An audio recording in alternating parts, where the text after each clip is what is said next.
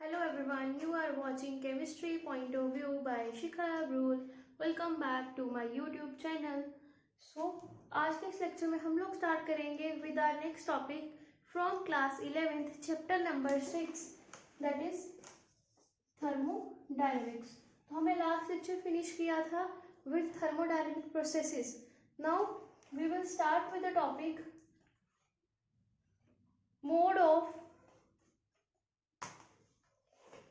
transference of energy.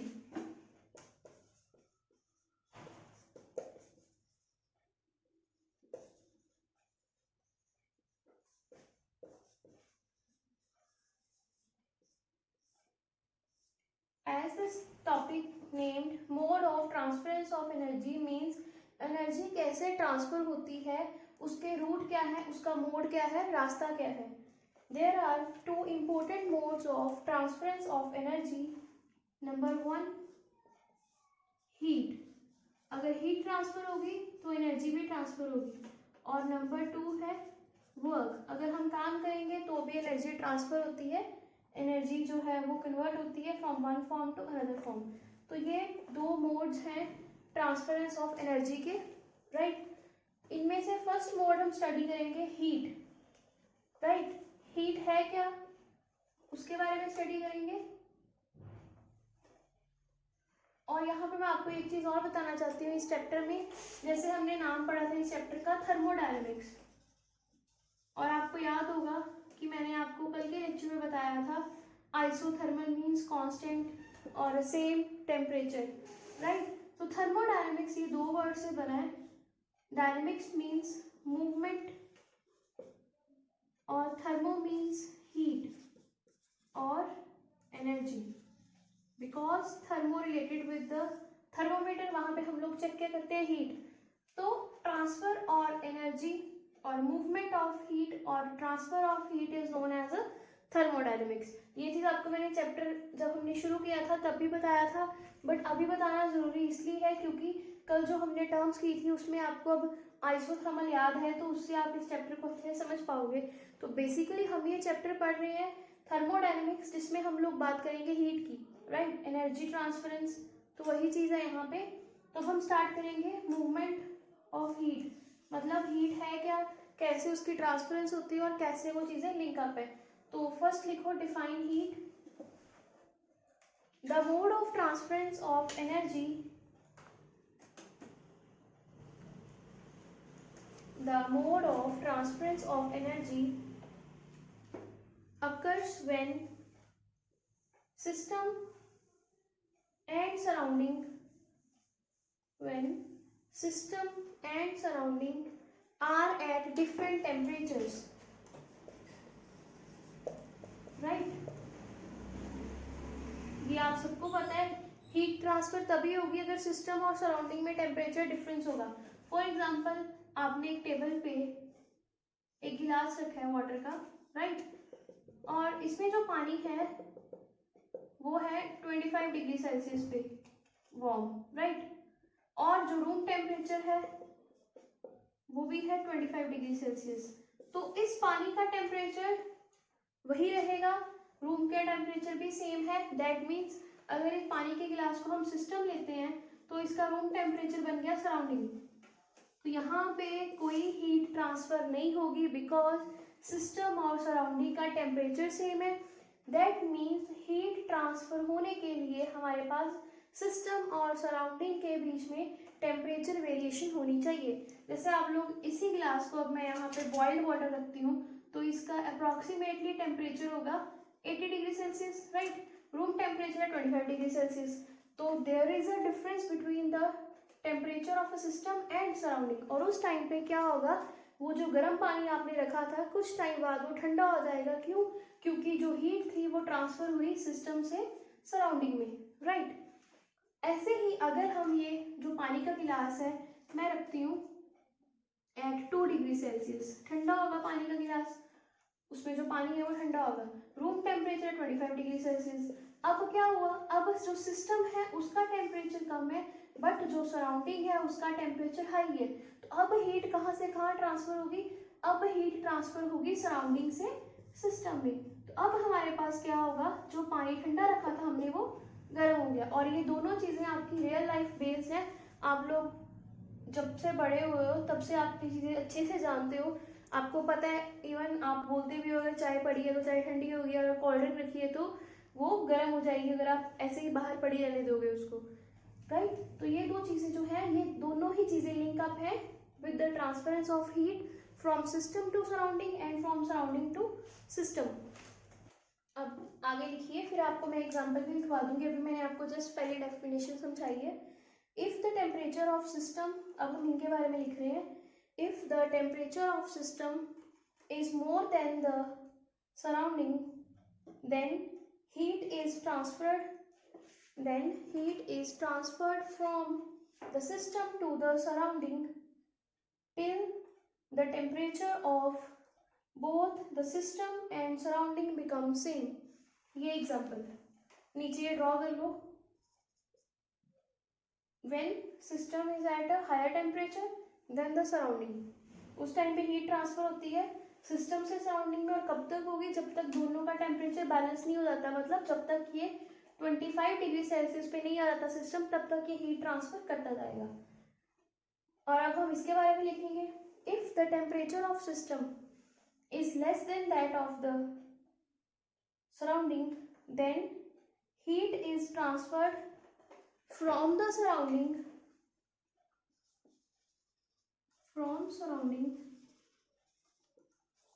To system. और यहाँ पे क्या था, from system to surroundings, right. तो ये दो कंडीशंस आ गई, केस ए और केस बी। केस ए में क्या है, सिस्टम का टेम्परेचर ज़्यादा है, सराउंडिंग का टेम्परेचर कम है, तो एरो की डायरेक्शन क्या है, towards the surrounding. Case B है, जब हमारे पास सराउंडिंग का टेम्परेचर ज़्यादा है और सिस्टम का टेम्परेचर कम है, उस टाइम पे एरो है टूवर्ड्स द सिस्टम, क्योंकि जो हीट है वो सिस्टम में आएगी बाय सराउंडिंग। कब तक आएगी, जब तक सिस्टम का टेम्परेचर सराउंडिंग के इक्वल नहीं आ जाता। It should be noted that the exchange of heat occurs through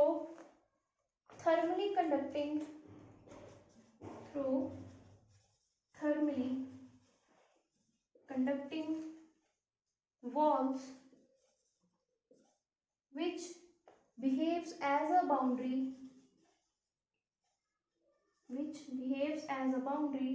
between the system and surrounding। तो ऐसा ही हो रहा है जैसे हमने उस दिन पढ़ा था टाइप ऑफ सिस्टम में पहले लेक्चर में। तो जो सिस्टम है और सराउंडिंग है उनके बीच में जो गिलास रखा हमने या फिर जो बीकर हम यूज कर रहे हैं वही बाउंड्री का काम कर रहा है। अगर हम वो गिलास रिमूव कर दें तो उस जो पानी है उस सिस्टम में, उसमें और सराउंडिंग में कोई डिफरेंस नहीं रहेगा, because that water will become now surrounding. Total universe same रहता है, सिस्टम प्लस सराउंडिंग। तो ये एक लिटिल बिट बाउंड्री है। ये बाउंड्री जो है ये क्या होनी चाहिए, थर्मल कंडक्टिंग वॉल होनी चाहिए इसकी, तभी ये टेम्परेचर मेंटेन करने में हेल्प करती हैं, राइट। मतलब ये कौन सा सिस्टम है, ये क्लोज सिस्टम हो सकता है, ये ओपन सिस्टम भी हो सकता है, बट ये आइसोलेटेड सिस्टम नहीं होगा, राइट। क्योंकि दोनों सिस्टम में टेम्परेचर जो है चेंज ऑफ एनर्जी होता है, चाहे हम ओपन सिस्टम की बात करें चाहे हम क्लोज सिस्टम की बात करें। So according to sign convention, अब हम इनके बारे में बताएंगे। एनर्जी जो हीट ट्रांसफर हो रही है पॉजिटिव कहाँ और नेगेटिव कहाँ पे है, right. So according to sign convention, according to sign conventions, number 1 heat का सिंबल लिखना हमने स्मॉल क्यू।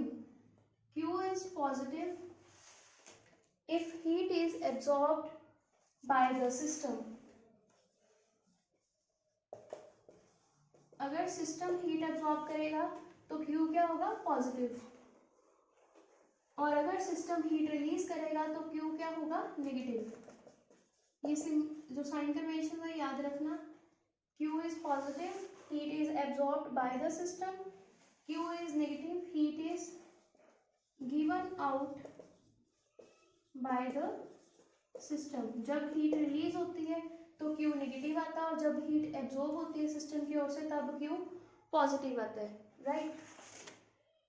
अब हम बात करेंगे, हीट हमने कर लिया। सेकेंड मोड ऑफ ट्रांसफरेंस क्या था, वर्क। आप यहाँ पे लिख भी सकते हो, यहाँ पे सिस्टम क्या कर रहा है, हीट रिलीज कर रहा है, तो Q क्या आएगा, नेगेटिव, और यहाँ पे Q आएगा पॉजिटिव। इससे आपको दोनों कंडीशंस याद रहेंगी, केस A और case B। Now second mode of transference is work. Sign conventions को बॉक्स में कर लेना बहुत ज़्यादा इंपॉर्टेंट है, साइन कन्वेंशंस। और आप लोगों ने थर्मोडायनेमिक्स फिजिक्स में भी करनी है, तो वहाँ पे ये साइन रिवर्स होते हैं, याद रखना जब आप फिजिक्स में थर्मोडायनेमिक्स करोगे।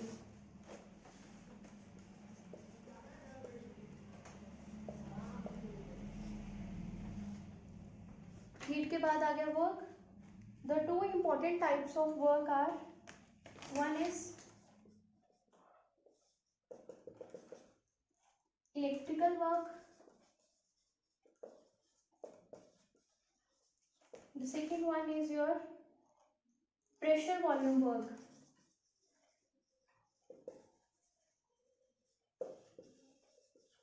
इलेक्ट्रिकल वर्क को हम इलेक्ट्रोकेमिकल सेल भी लिख सकते हैं,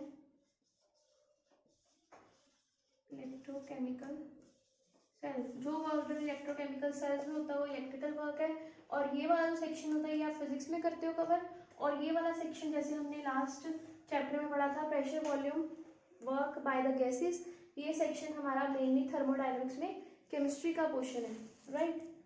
सो हम एक्सप्लेन करेंगे pressure volume work. Write down the main heading will be now pressure volume work. The exchange of energy as pressure volume work involved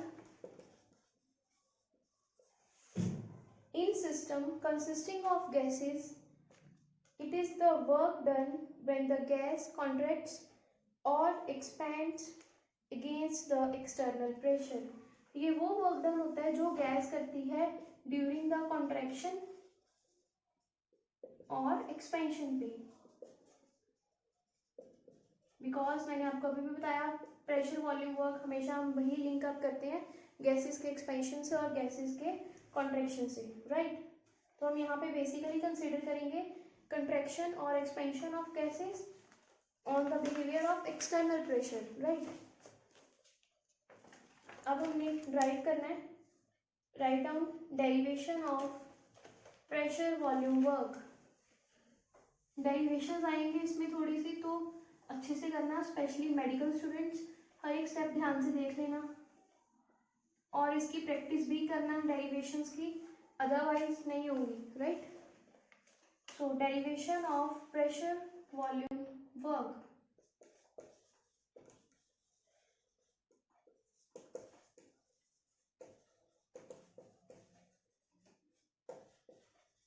step साथ साथ लिखते जाना, right. Consider a gas enclosed in a cylinder. Consider a gas enclosed in a cylinder. एक cylinder में हम gas enclose कर देंगे with frictionless piston, और जो पिस्टन होगी उसके ऊपर वो फ्रिक्शनलेस होगी।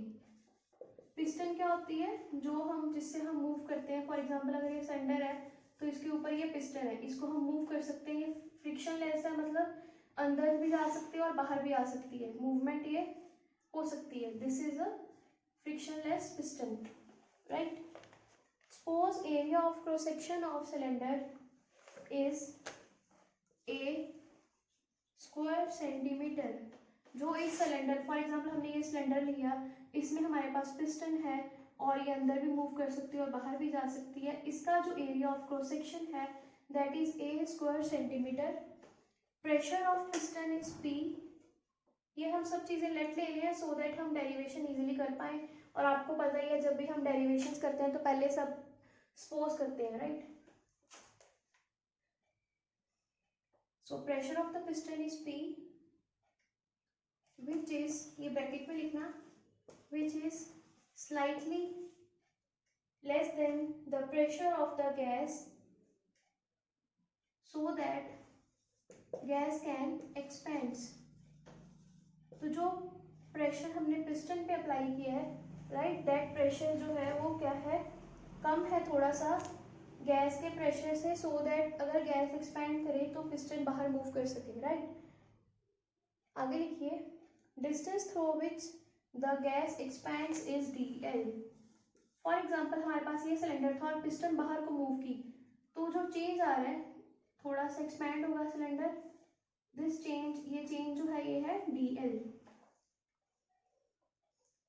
Now we know that pressure is force per unit area, therefore force acting on piston is equals to pressure into area, pressure P, area A, force on area F, F equals to PA। now work done by the gas, ये word याद रखना, work done by the gas is equals to force multiply by distance. Force हम लोगों ने इसको equation number 1 ले लिया है, यहाँ से आ गई PA और साथ में आ गया DL, यहाँ पे लिख लेना बिकॉज ऑफ इक्वेशन 1, राइट। अब इसके बाद हमारे पास वर्क डन क्या आ गया, PADL, work done by the gas. इसके बाद लिखना, we know that A into DL equals to DV, right. Volume है क्योंकि ये भी क्या है, एरिया है, लेंथ में आ गया, ये भी लेंथ में है, तो length, area into length, volume बन गई DV। Therefore work done by the gas is equals to PdV, ऐसे लिख लेना बिकॉज ये बन गई इक्वेशन नंबर 2। तो वर्क डन किसके इक्वल आ गया अभी तक, work done by the gas is equals to PdV।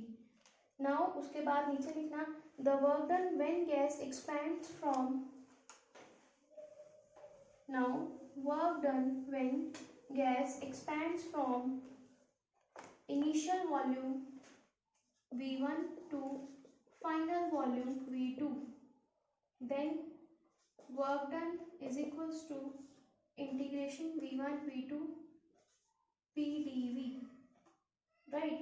और यहाँ पे आपको पता है P कांस्टेंट है, बाहर आ गया, V1 V2 dV आ गया, तो यहाँ पे हमारे पास आ गया upper limit minus lower limit, तो V2 माइनस V1 और एक किसकी इक्वल हो गया P डेल्टा V, तो work done is equals to P delta V।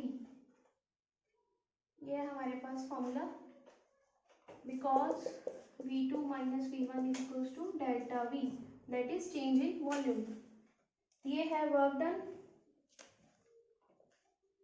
कुछ नहीं किया हमने, सिलेंडर लिया, उसको सपोज किया, उसका प्रेशर पिस्टन का P ले लिया, area of cross section A ले लिया, डिस्टेंस जो चेंज आ रहा है DL ले लिया, और उसके बाद हमने वर्क डन, पहले फोर्स का फॉर्मूला लगाया, उसके बाद वर्क का फॉर्मूला लगाया, और हमने जो फिर बाद में एरिया को और डिस्टेंस को वॉल्यूम में कन्वर्ट कर दिया, और फिर आ गया PdV, फिर इंटीग्रेशन कर दी इनिशियल से फाइनल तक, और हमारे पास आ गया P delta V, work done will be P delta V।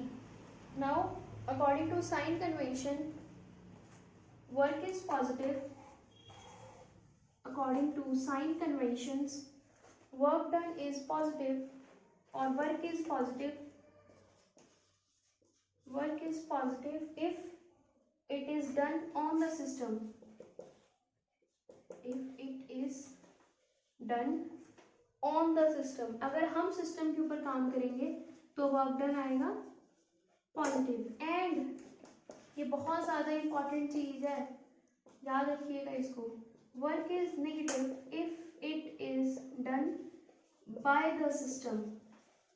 अब आप ये सोचोगे दो वर्ड्स चेंज होने से पूरा का पूरा सिस्टम कैसे चेंज हो रहा है, तो यहाँ पे हम लोगों ने लिखा है if work is positive it is done on the system, मतलब अगर हम लोग काम करें और गैस कॉन्ट्रैक्ट होगी उस टाइम पे वर्क जो है वो सिस्टम के ऊपर कर रहे हैं हम, उस टाइम पे वर्क डन आएगा पॉजिटिव। पर अगर गैस एक्सपैंड हो रही है, पिस्टन बाहर को मूव कर रही है, उस टाइम पे work is done by the system, क्योंकि गैस एक्सपैंड हो रही है, उस टाइम पे वर्क डन आएगा नेगेटिव। अगर हम काम करेंगे तो वर्क डन पॉजिटिव रहेगा, और अगर सिस्टम काम करेगा तो वर्क डन नेगेटिव आएगा, राइट। तो अभी तक आपने दो कन्वेंशंस की हैं, हीट के लिए positive when it is absorb by the system and it is negative when it is evolved by the system. वैसे ही work done positive if it is done on the system, work done is negative if it is done by the system.